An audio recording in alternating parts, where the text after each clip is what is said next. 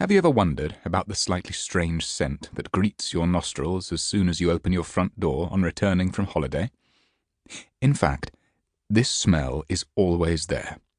It is just that we all adapt to it since we are continually exposed to it.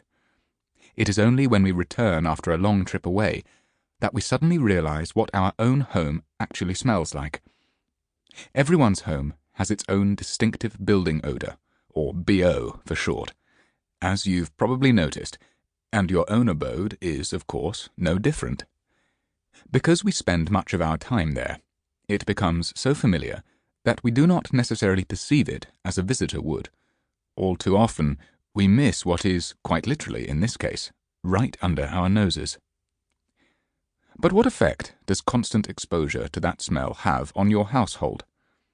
After all, the ambient scents that surround us can affect our mood and well-being, not to mention how alert or relaxed we feel. And just because you are not aware of it certainly does not mean that you are immune to scent's influence upon you. Indeed, smells that we don't notice can sometimes affect us more than those that we do.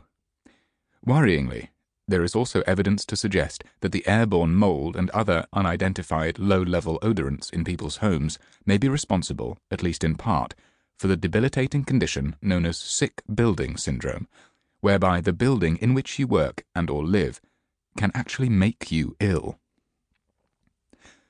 Baudelaire once described the smell of a room as the soul of the apartment, and I'm sure that you have heard the advice to brew some coffee, bake some bread or a cake, and or put out some fresh flowers when prospective buyers view your home. The smell of vanilla is apparently particularly popular with North American real estate brokers. Now, while it is actually surprisingly hard to find any concrete evidence showing that such a strategy works, this has not stopped others from going even further when it comes to scenting homes they are trying to sell. Indeed, according to one press report, we should all forget about the smell of coffee and fresh bread, because the perfect smell to sell a new home actually consists of a mixture of white tea and fig.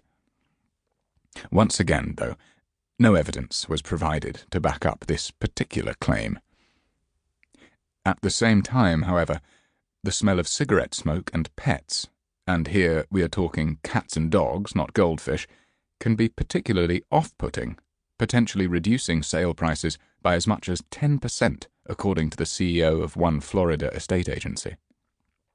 In 2018, the lucky owners of one high-end apartment commissioned synesthetic scent designer Dawn Goldsworthy to create a bespoke scent especially for the $29 million new condo that they had just bought in Sunny Isles Beach, Miami. Synesthesia is the unusual condition in which one sensory input consistently and automatically gives rise to another, idiosyncratic, sensory concurrent, as when people see colours when looking at black and white letters or hearing music. Synesthesia may be somewhat more common amongst creative individuals than in the rest of the population.